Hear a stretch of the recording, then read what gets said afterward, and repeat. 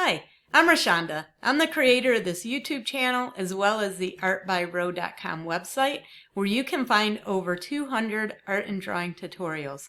So if that sounds interesting to you, be sure to check that out. In today's video, we're going to be doing a wavy line drawing. This is great for beginners. It's good for relaxation. It's really fun. It's a nice little abstract type drawing. And I'm going to be doing mine on artist trading cards today. If you are not familiar with artist trading cards, check out the description box. I'll put some links in there that has some guides, some information, get you started if you're not familiar with what those are. They're also called ATCs, and I love them. It's what I do most of my work on. So let's go ahead and go on over to the art studio and let's get started. This is a relaxing and easy drawing to do. I don't know if you'd even really call it a drawing. It's kind of more like a doodle.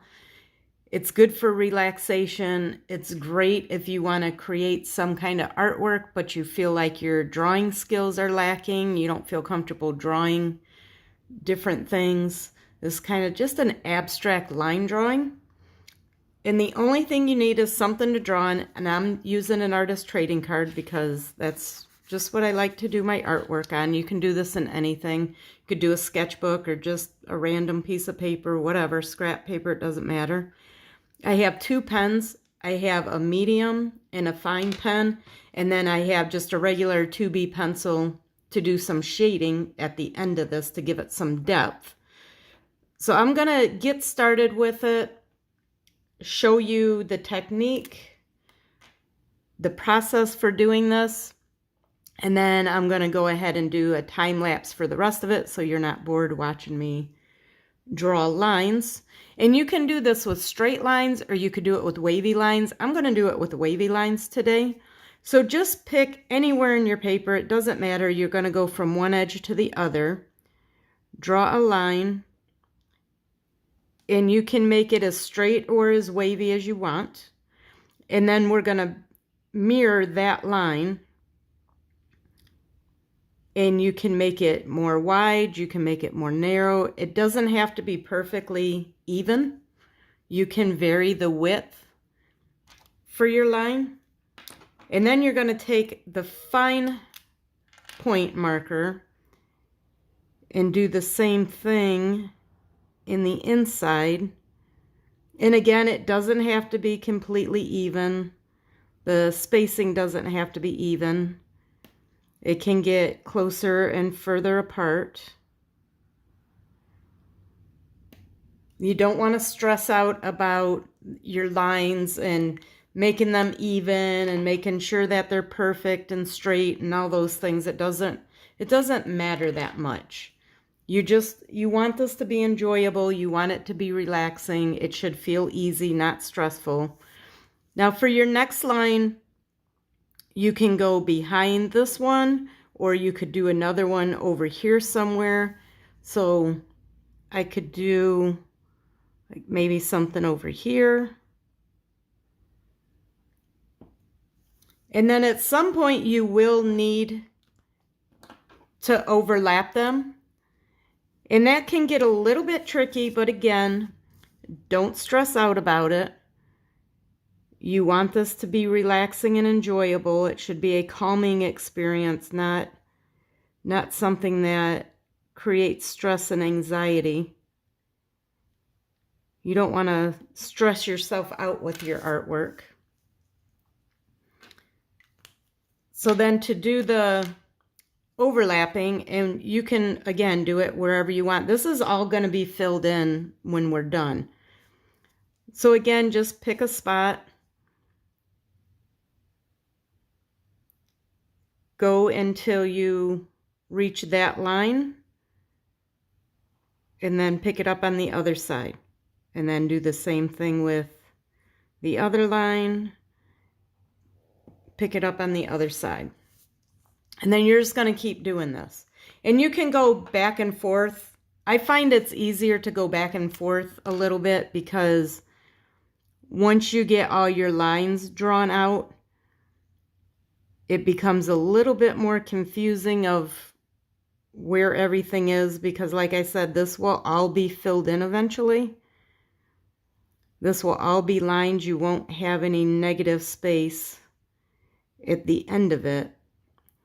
So I think it's easier to go back and forth with the pens as you're drawing them to keep everything straight so you know where you're at. Now you can make these lines even thicker. You could make them all the same.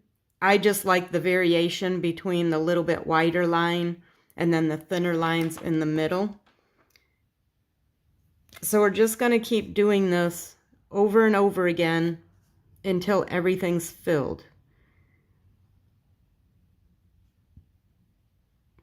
Just using the wider one to make the outside edges,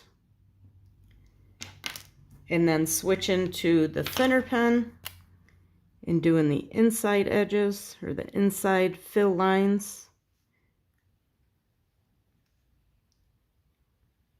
And that's how you do this. And again, this should feel relaxing.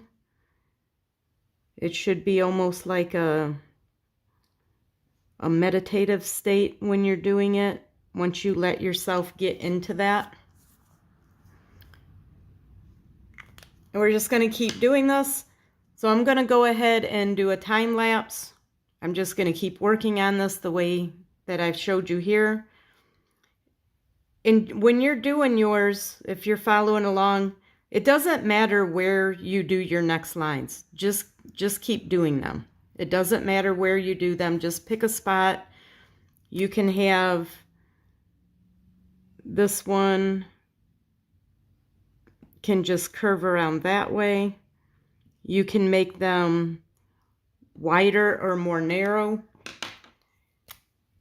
Just do whatever feels right, whatever looks right.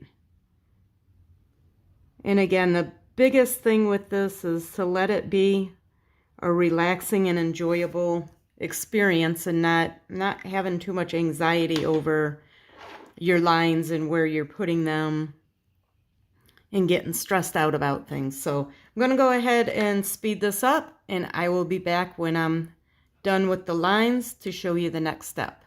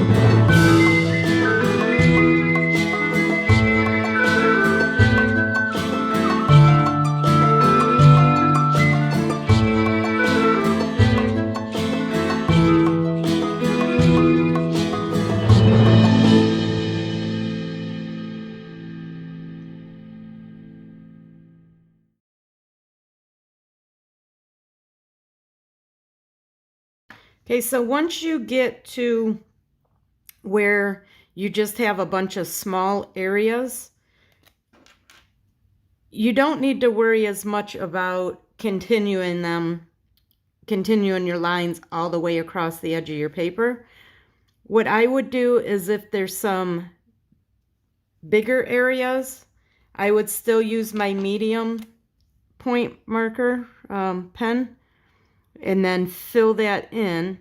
But at some point you're going to just use your fine point or whatever you're using for your inside lines, and then just fill those in with lines, because it's going to be too hard to try to continue everything through. So once you get to the point where it gets too difficult to do that, just pick these areas, and then what I would do is try to make my lines different from whatever's around it. So just look for all these spaces that are empty and just fill those in with lines trying to go in opposite direction from what the other lines are. Because at some point it's going to get too complicated to try to keep drawing those lines going through. Now you can put some bigger lines in there too if you want.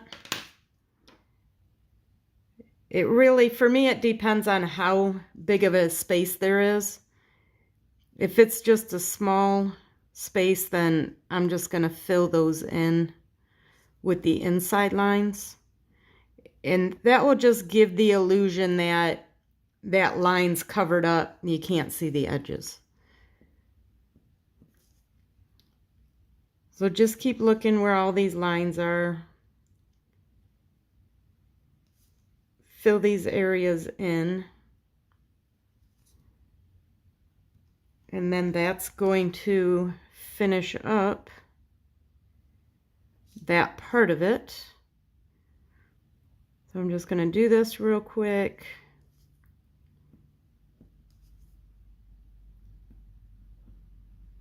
And you could always add, if you have some areas that look too big, like this one looks kind of big to me, you can always go in there and add some darker lines in, just to help create a little bit of that variation. So then the last thing we need to do is just to take, and you can also use, so I just have a regular pencil, and I'm going to grab a blending stick also. So all you want to do is, where your lines overlap with the other sections, is just to do a little bit of shading on the edges. And this is optional, but it really does help create that extra layer of depth. And you don't have to shade a lot, but then you can take a blending stump and soften that up and blend it out a little bit. So what I would do is start with the ones that are on the higher levels that are up above, and just add some pencil to the edges. Do that on both sides. That'll help create that depth by making a shadow. And then you can take a blending stump if you have one. Go over it to soften it, and then just keep doing that for your different layers. Just look for the next level down. Add some shading.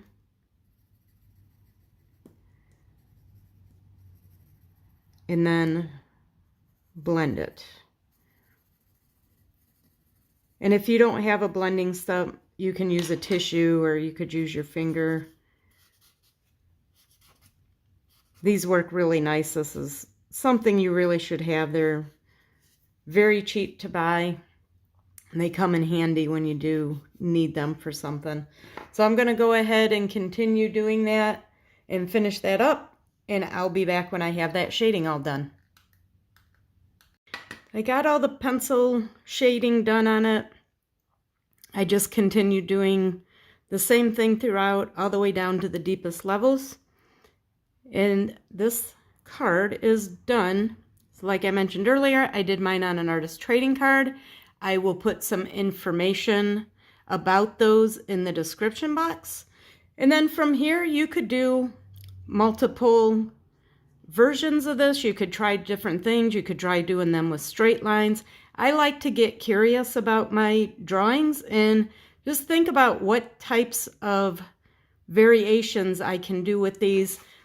For instance, I have some of these tissue paper backgrounds that I made. What if I did this drawing over top of this? What would it look like?